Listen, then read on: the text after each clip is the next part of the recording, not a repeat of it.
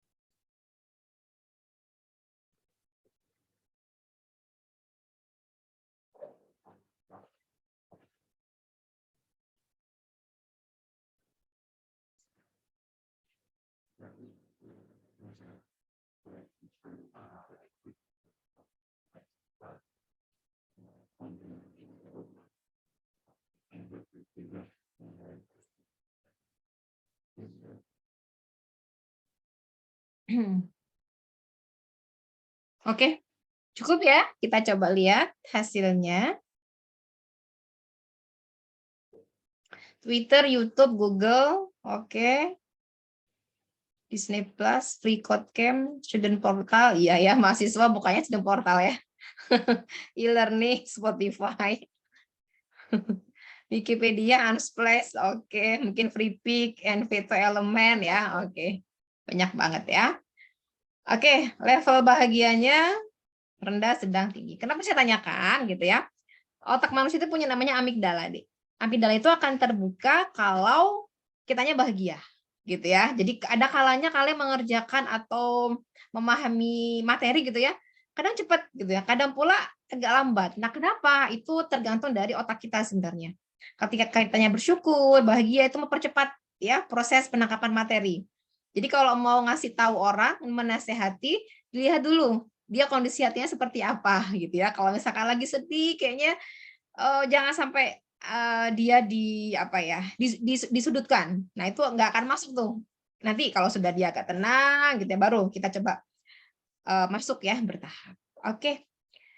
Terkait web, contoh ya yang paling mudah ini Evita gitu ya. Di dalam web itu kita mempunyai dua ya, ada yang client side, mungkin saya pakai notepad ya sebelum masuk ke materi dasar dulu. Ya. Ada yang tahu? Client side scripting sama server side. Nah, ya. Ada yang bisa menjelaskan bedanya apa? Halo? Bu, Ada yang tahu? Untuk klien Boleh side dari Ramzi, klien. oke. Kalau klien gimana? Kalau client side scripting tuh, jadi skripnya itu diproses di komputernya klien. Kalau yang server side scripting itu, jadi si skripnya itu dari klien ke server dulu diproses, baru dikasih lagi ke klien. Oke, ya, betul. Ya, secara umum seperti itu ya. Jadi kalau client side scripting ya, jadi skripnya itu pertama bisa dilihat oleh klien dan eksekusinya pun di sisi klien. Kalau ya server kebalikannya. Ya, jadi secara konsep gitu ya, kita nggak bisa melihat ya skripnya. Pun untuk eksekusinya di sisi server. Contoh yang paling mudah, ketika saya membuka Evita, kalian boleh klik kanan. Oh, ininya nggak bisa ya. Atau webnya IPB deh ya. Paling mudah. Nah, ini ya saya buka. Kemudian saya klik kanan. Kemudian kalian suka apa deh biasanya? Lihat apa biasanya? Code-nya ya. Ya. Kenapa? View source code-nya ya. Oke, seperti itu. Nah, yang bisa tampil, nah itulah yang termasuk di dalam client side scripting. Nah, untuk mata kuliah web itu ada dua. Ada perancangan web sama pemrograman web. Nah, untuk perancangan web ini kita lebih ke arah client side-nya gitu ya. Kita kalau mau lihat ya, kita bisa melihat ini. Nah, hal-hal seperti ini CSS gitu ya, nanti ke HTML. Nah, inilah yang kita sebut dengan client side scripting ya. Nah, untuk mata kuliah ini nah, terlihat nggak? Halo? Terlihat? Terlihat, Kontraknya? Terlihat, Bu. Ya. Di semester 4 ya, nanti timnya ada saya, Pak Adit, Bu Mayanda atau Bu Mega, dipanggilnya Bu Mega, sama Pak Desta. Nah, timnya karena kita berempat ya, nanti kita bagi setiap pertemuannya. Untuk pertemuan kuliah sesuai dengan ketentuan dari IPB kita laksanakan dalam online. Nah, untuk praktikum itu hybrid ya, offline dan online. Nah, pertemuan pertama semuanya offline ya, labnya di belakang ya, dekat musola itu CB sekarang namanya CB pemrograman sama CBK 71 ya.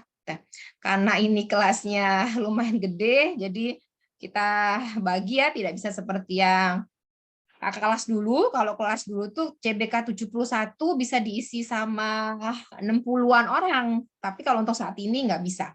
Jadi diisinya hanya separuh, berarti 30 gitu ya. Oke.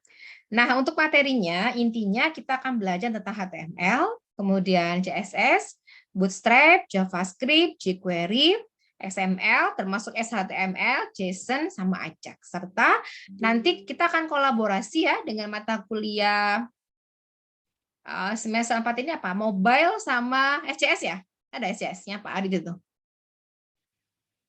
Ya. Ada Ibu.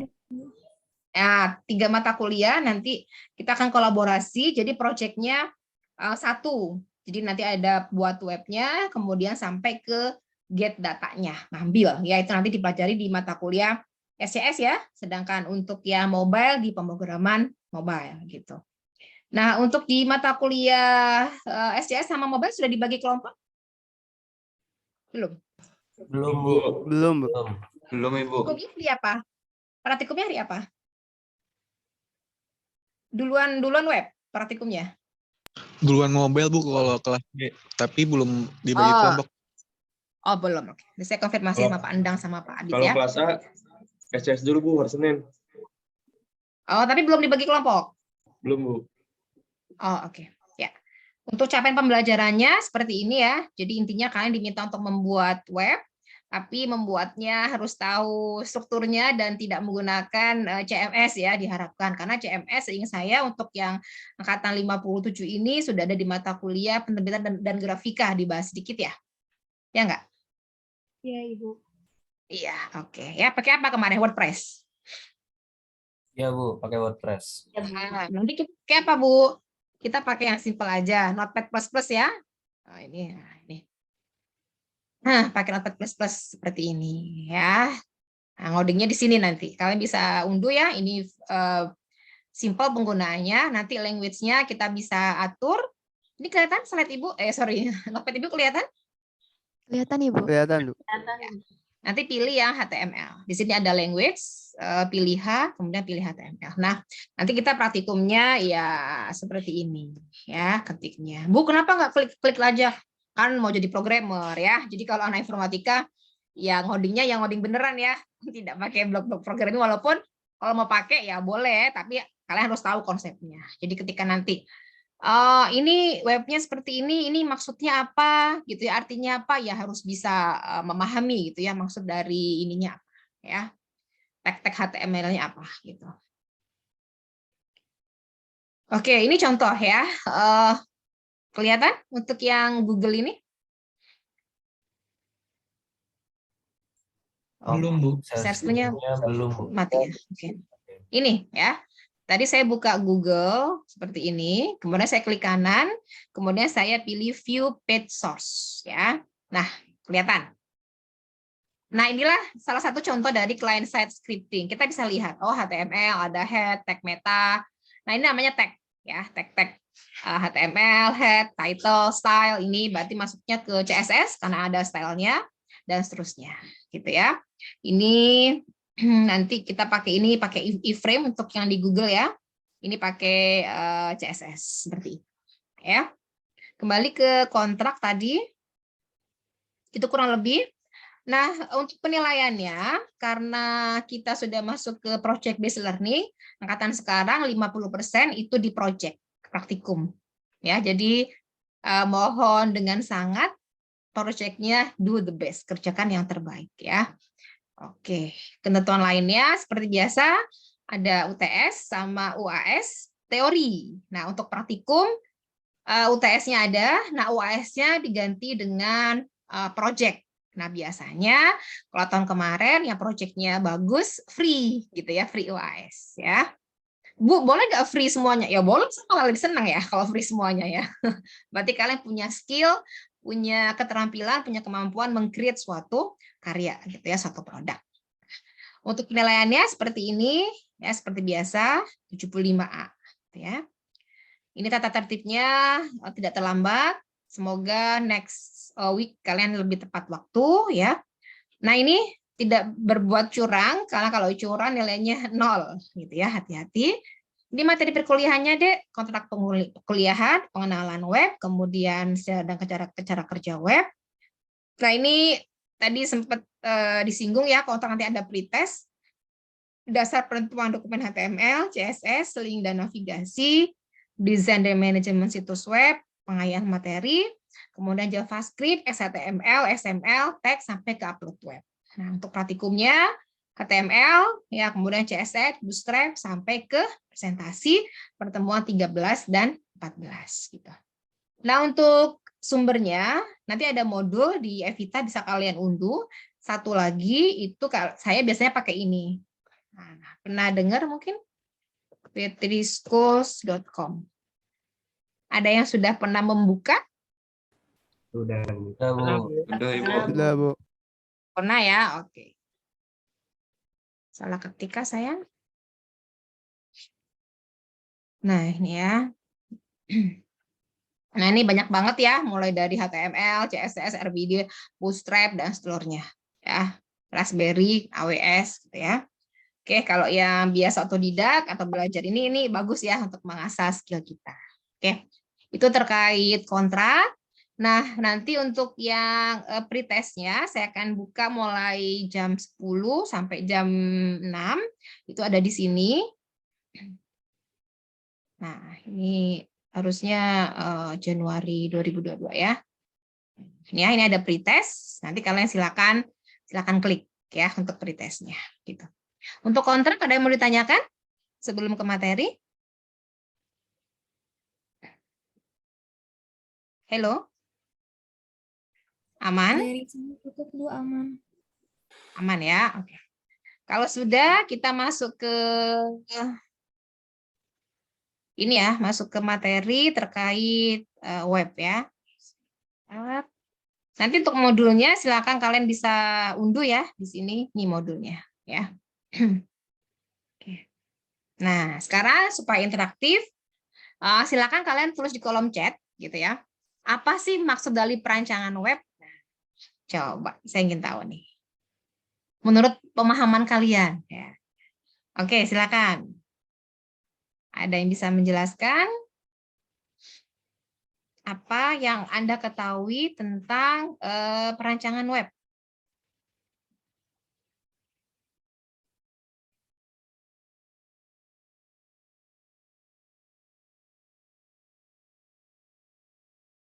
Halo? Silakan tulis di kolom chat. Saya ingin tahu nih. Membuat web. Oke, apalagi?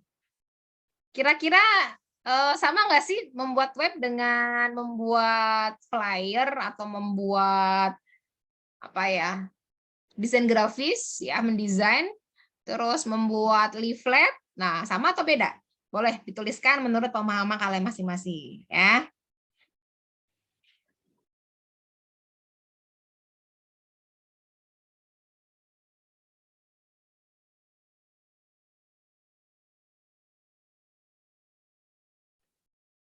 Merencanakan menyusun website dan semua yang akan ada.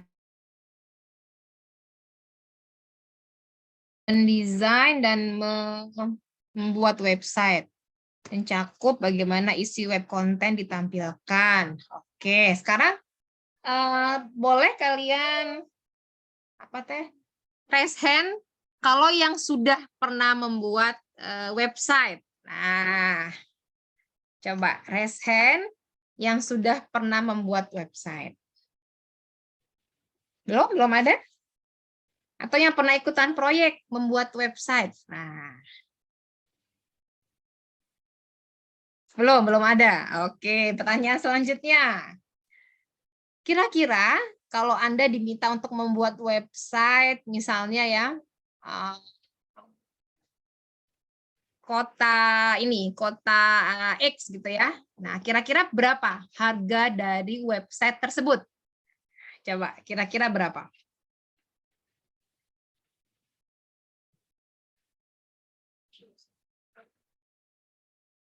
Nilai atau harga. Boleh tulis di kolom chat. Nggak apa-apa, tulis aja. 3 juta, oke. Terus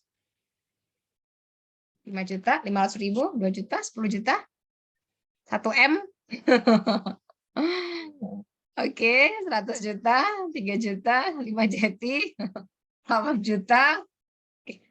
Ini kota ya, membuat website sebuah kota gitu ya. Oke, terima kasih. Nah, sekarang saya tanya, misalnya nih ya, Rahmat bisa on audio. Ini yang NIM-nya 99 siapa ya? Dari tadi connecting to audio saja. Atau ada pakai 2 device? Rahmat hadir di sini? Rahmat Ramdhani? Iya, Bu, hadir. Iya. Rahmat, Ibu mau tanya ya. Kira-kira nih, kalau Rahmat diminta untuk membuat sebuah website saat menjadi mahasiswa dengan saat sudah terkenal gitu ya, wah sudah ternama gitu ya, harganya sama atau beda?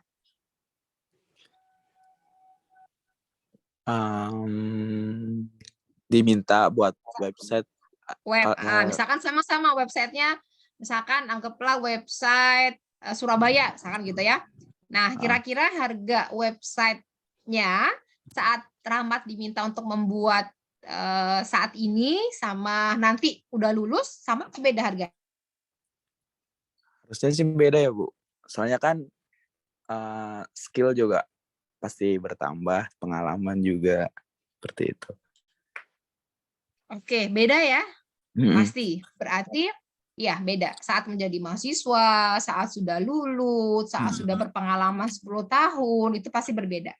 Kenapa? Tadi sudah disampaikan. Skill, keterampilan, ya benar. Ya. Kemudian di sini saya lihat di kolom chat itu range-nya 500.000, paling gede 10 juta. Ya, oke. Pernah ada yang tahu nggak website seharga 1M? 300 juta, 500 juta. Ada? Ada nggak? Halo, pernah dengar nggak? Maksudnya pernah baca berita gitu? Ada. Ya, adanya sih ada ya. Makanya ketika kalian nanti diminta untuk membuat web, harganya berapa? Sebenarnya banyak parameter ya, banyak variabel yang bisa dihitung ya, dinilai berapa gitu ya. Apalagi sekarang gini deh, banyak sekali website-website yang di-create itu nggak pakai coding ya, artinya gini, nggak pakai coding kayak kita. Contohnya, mungkin ada yang sudah pernah tahu aplikasi ini, saya share screen ya. Nah, ini. Ada yang pernah pakai? Hello? Atau pakai Tankable? Tahu dong, Bu. Tankable nih. Belum? Atau ada yang pernah pakai blog EduBlog? EduBlog. Nah, EduBlog ini mau pakai Python, mau pakai apa? Ini enak kalau untuk anak-anak gitu ya. Nah, ininya enak banget ya. Ini ya, dia pakai blog-blog programming. Nah, Dek, ini contoh proyeknya ya. Saya buka dulu. Ini kerjaan anak saya nih ya. Jadi konsep dari pembuatan web itu sebenarnya sekarang banyak banget beberapa situs penyedia layanan ya yang memang meng-create, membuat pembuatan web itu menjadi lebih mudah gitu. Tapi ingat, mereka terkadang punya beberapa kelemahan. Ya, misalkan dalam sisi apa? Dalam hal security, keamanan. Nah, itu yang harus kalian pastikan nanti ketika membuat website ya sesuai gitu ya. Contoh yang paling mudah. Ini webnya IPB ya. Dan ini pakai apa sih basicnya? Ada yang tahu? Ini kan LMS ya. Halo, ada yang tahu? Pernah dengar Moodle? Pernah dengar Moodle? Pernah, Bu.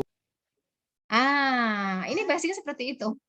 Jadi nanti misalnya Bu diminta membuat suatu e-learning gitu ya. Ya udah, kalau misalkan yang sudah ada seperti ini, kalau saran saya sih ya mendingan dipakai aja. Karena kalau misalkan create dari awal, itu timnya harus banyak. Kalau gini kan kita nggak buat dari awal, tapi effortnya lumayan juga loh buat ngedit-ngedit ini gitu ya. Jadi harus hati-hati ya terkait beberapa hal yang memang kalian cek dulu kalau yang sudah ada dan seterusnya, termasuk pembuatan e-commerce. Banyak mahasiswa atau banyak alumni yang atau mungkin yang semester 6 dikasih project gitu ya e-commerce, dia buat dari awal. Nah, itu analisisnya harus benar-benar kuat.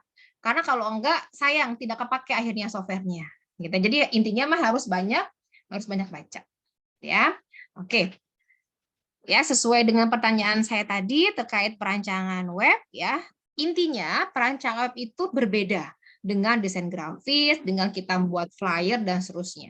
Di perancangan web, contoh ya yang paling mudah sederhana, kalau saya buka Google deh. Dari sisi tampilan, apa yang kalian lihat? Coba ini Google, ada. Tampilannya gimana? Apakah ada ulir-ulir, terus ada yang hal animasi yang wah gitu di sini? Tidak, Bu, simple. Tidak, Bu, simple aja. Simple, ya, simple. Itu yang pertama. Berarti kalian cek nanti pembuatan web, ya beda dengan desain grafis gitu ya. Ini lebih ke arah, nah, mungkin satu lagi ya, terkait istilah HTML. HTML kepanjangannya apa sih, Dek? Ada yang tahu? Hypertext Markup Language, Bu. Markup language, ya. Language, ya. Sebelumnya nanti ada SGML sebenarnya ya, yang lebih ini generalnya ya. Nah, ini awal mulanya memang ya hypertext markup language. Jadi menghubungkan teks-teks gitu kan. Awalnya seperti itu ya. Mungkin pernah dengar istilah ARPANET. Nah, bagaimana antar dokumen itu terhubung, link. Nah, itu intinya. Jadi kalau saya mencari sesuatu, misalnya saya cari di sini perancangan web gitu ya. Oke. Ini kita lihat tanggalnya masih banyak, Bu. Oke, di sini ada pencarian misalnya gitu ya. Ada setting ya, ada advanced search. Nah, berarti di sini kita bisa tentukan bahasanya apa, kemudian formatnya apa. Misalkan yang mau PDF, kemudian waktu misalkan ya, kita maunya sebulan terakhir misalkan gitu ya. Oke, kita klik ke pencariannya. Nah, maka dia tampil. Secara tampilan gitu, kalian lihat ya, tampilan biasa aja, tapi fungsinya ini bermanfaat banget dong bagi kita, ya enggak? Manfaatnya ada apa? Ya kita bisa mencari. Kalau dengar istilah IR ya, mungkin tahu? Ada yang pernah tahu mungkin? Information retrieval. Nah, ini temu kembali informasi. Nah, kebayang nggak sih kalau kita nggak bisa menemukan ini?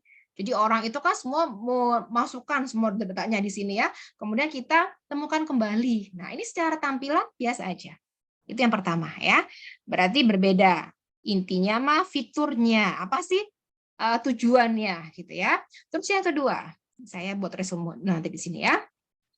Fitur. Yang kedua, kalian lihat dari sisi fonta. Saya buka Yahoo ya, satu lagi sebagai pembanding. Saya buka Facebook. Oke. Oh, udah ini aja ya. Deh, kalian perhatikan fontanya. Ini ada yang di Google, ini yang di Yahoo, ini yang di Facebook. Menurut, saya coba cek ya, Anissa Erlambang. Anissa, pernah belajar fonta dong? Ya, jenis tulisan. Ya. Ini masuk kategorinya serif atau sans serif? Nih. Apa, Dek? Hah? Apa? Apa, Anissa? Serif atau sans serif? Sans serif. Iya, benar, sans serif. Nah, ini hati-hati ya. Ini saya coba pakai Times New Roman biar kalian punya gambaran. Cambria ya boleh deh, satu Cambria, satu Times New Roman ya. Itu Times New Roman. Ini satu lagi apa ya? Arial. Nah, kalian perhatikan di sini. Yang atas dia masuknya sans serif. Ya, artinya apa? Dalam merancang sebuah web itu hampir nggak pernah ada orang yang merancangnya pakai serif. Kenapa?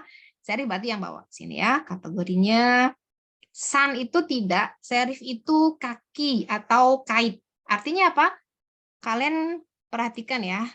Nah, kelihatan nggak? Kalau yang serif ini dia kayak ada kaitnya ya, R. Kalau yang atas dia R biasa, tegak gitu aja. Kalau ini ada kayak apa ya, sisi-sisinya gitu ya. Nah, ini jarang. Kenapa kita apa istilahnya bukan haram ya, tapi artinya jarang menggunakan seperti ini. Mungkin ada yang bisa menjelaskan alasannya? Kenapanya? Ya. Udah dapat materi desain grafis kan ya? Udah dong. Karena Kenapa, kalau Dek? sans serif lebih nyaman dilihat Bu di Bacaannya. layar. Ya, oke. Dek, kita lihat di sini ya. Saya mau tanya sebentar. Saya ini.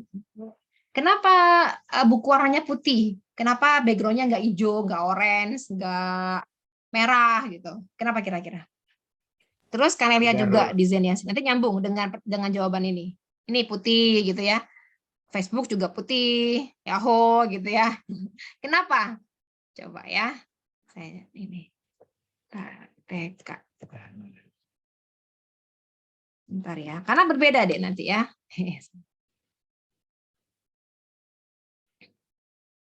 Yang colorful, webnya colorful. Oke. Enggak ada ya. Nah, ini juga Tribun Makassar ya, background-nya putih. Kenapa kira-kira Dek? Warna putih itu kalau apalagi kita berhadapan dengan monitor ya. Monitor itu kan apa ya? Kalau kita bacanya nggak nyaman, artinya terlalu banyak warna yang mencolok, itu menyakitkan mata. Mata kita nggak akan bisa lihat lebih enak. Sehingga memang kebanyakan orang putih gitu ya. Nah, di sini judulnya serif ini masuknya ya. Tapi kontennya, lihat, dia sans serif, lebih enak, tadi lebih nyaman. Terus yang kedua, kalian perhatikan deh, kalau saya pakainya yang serif, saya perbesar ya, ada berbayang nggak sih? Coba kalian perhatikan. Nih, bedakan sama ini. Kalau ini kan dia tegak ya, artinya, saya hapus dulu yang ini ya. Nah, gitu ya. Atau kalau mau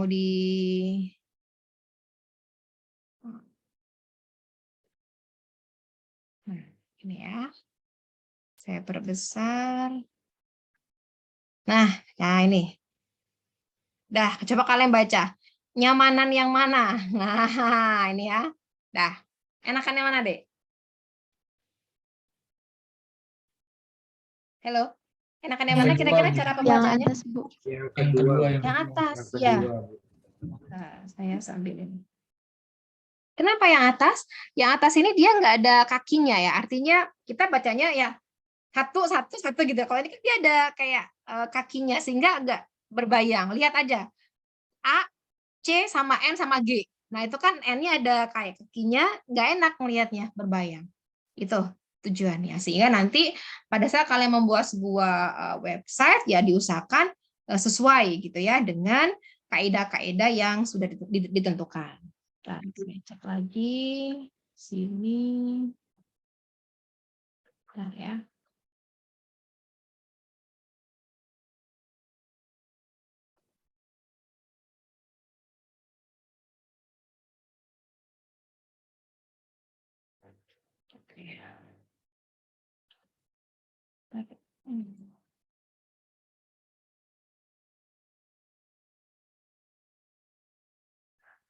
Oke, lanjut ya. Itu untuk website. Nah, jadi sebenarnya ketika kita belajar mengenai perancangan web, tadi di chat sudah dijelaskan, ilmu yang memang dia merencanakan. Jadi sistemnya seperti kalau kalian pernah dengar SDLC, ada masih ingat kepanjangannya apa? SDLC? Sistem development. Sistem development life cycle. Ya, good ya. Jadi di sini adalah sistem development life cycle. Nah, artinya apa? Sama dalam pembuatan sebuah web itu menganut konsep ini. Cycle berarti siklus di situ. Arti siklus apa? Ya terus-terusan. Ketika membuat web, ya nggak membuat web terus selesai jadi enggak. Pasti tetap akan ada versi yang berikutnya, update konten, dan seterusnya. Jadi sama ya tahapannya, mulai dari perencanaan, gitu ya.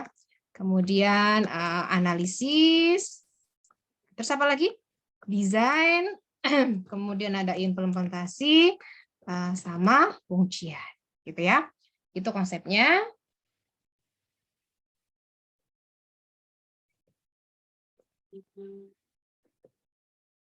Tiba-tiba nge-lag ini ya laptopnya. Oke. Itu ya kurang lebih. Jadi seperti yang sudah kita ketahui bersama bahwa inilah hal-hal yang harus kita pahami bersama. Membuat web itu ada aturannya. Yang pertama tadi terkait fonta, itu hal dasar ya. Kemudian background ya putih. Nah, terus warna. Nah, ini harus tahu juga ya. Untuk warna, jika nanti kalian menggunakan warna-warna yang untuk pemerintahan yang sifatnya formal, itu umumnya dia menggunakan maksimal 5 warna, termasuk hitam dan putih. Jadi jangan kebanyakan warna. Itu nanti digunakan buat kalau kita mendesain buat teman kanak-kanak gitu ya. Nah, karena beda. Kalau nuansanya anak-anak ya dia harus colorful, beda ya dengan kita website untuk yang formal, gitu ya. Oke. Sampai sini ada pertanyaan? Masih aman? Bu, Halo? Ya, boleh, Bu, silakan. tadi Bagus ya. yang di atas tadi yang FDLC itu Bu. Ah, Di tulisannya kurang jelas, bagus. SDLC, kalau terus? tadi yang FDLC tulisannya System Development Life Cycle Bu. Apa itu life apa life? Dari tulisannya Bu. Oh, saya tadi nulisnya apa?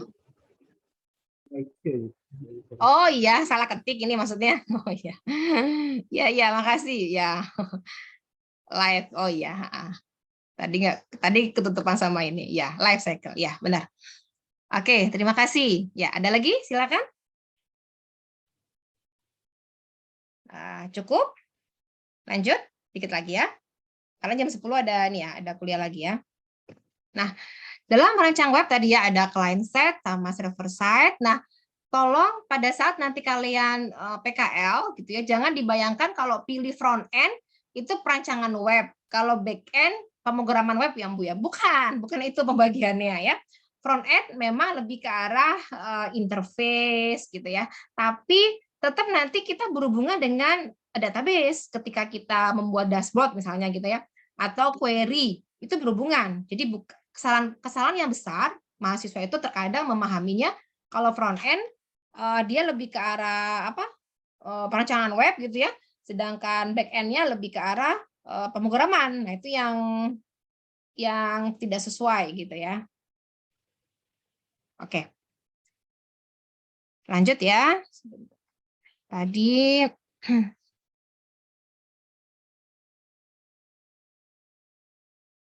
nah, gitu ya. Lalu apa itu web design? Nah, kelihatan ya.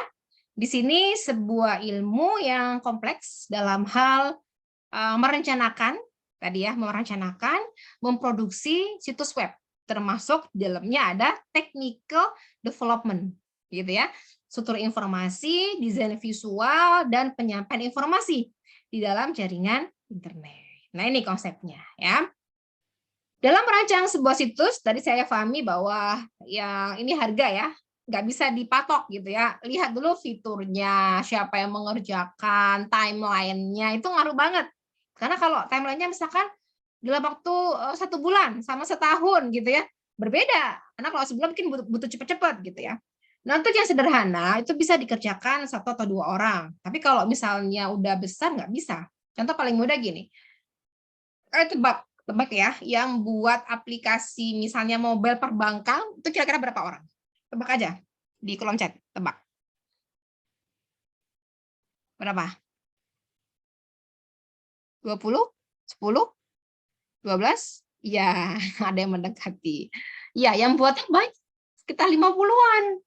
Jadi jangan dibayangkan kalau kompleks itu 2-3 ya Bu, yang nggak mungkin. Apalagi kayak buat yang e-commerce kayak Shopee, Topet, mungkin ada yang sudah pernah study tour ke sana ya, dulu angkatan berapa saya lupa ya, sebelum pandemi. Itu banyak banget deh programmernya deh. Dan dia tiap hari memang kerjanya itu membangun, kemudian merevisi ya, memperbaiki kalau ada hal-hal yang masih error atau ada bug-nya gitu ya. Oke.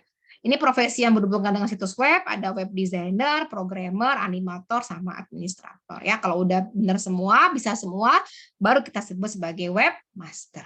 Tugasnya mulai dari membuat materi, mendesain, menerapkan aplikasi, membuat tampilan situs web, sampai mengelola situs web. Kita sebutnya dengan manajemen. Ya, jadi kalau namanya webmaster ya mulai dari tadi merencanakan, merancang, mengelola, sampai menjamin bahwa web yang dibuat itu berjalan dengan baik. Jadi ada gangguan dari mesin sama gangguan dari orang itu harusnya nggak terjaga gitu ya keamanannya, gitu ya.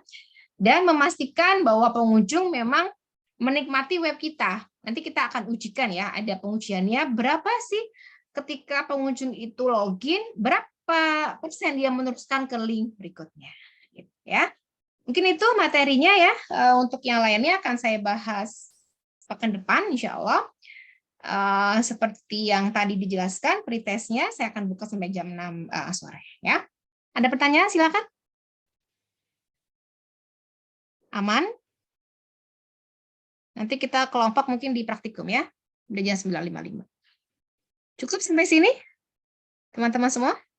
Cukup, Ibu. Cukup ya? Ya, oke. Kalau cukup, saya akhiri. Semoga ada manfaatnya. Insya Allah akan kita bertemu lagi di praktikum ya, yang offline. Saya akhiri. Terima kasih. Assalamualaikum warahmatullahi wabarakatuh. Waalaikumsalam warahmatullahi wabarakatuh. Ya, pesan dari IPB tetap jaga prokes ya, karena beberapa teman ada yang sudah kena positif saat ini menjalani isolasi mandiri. Jadi hati-hati tetap menjaga kesehatan masing-masing ya, dan juga kesehatan lingkungan. Siap, Bu. Makasih, Bu. Oke, saya sami-sami saya stop recording sama end meeting all ya. Oke, Bu. Oke, Bu.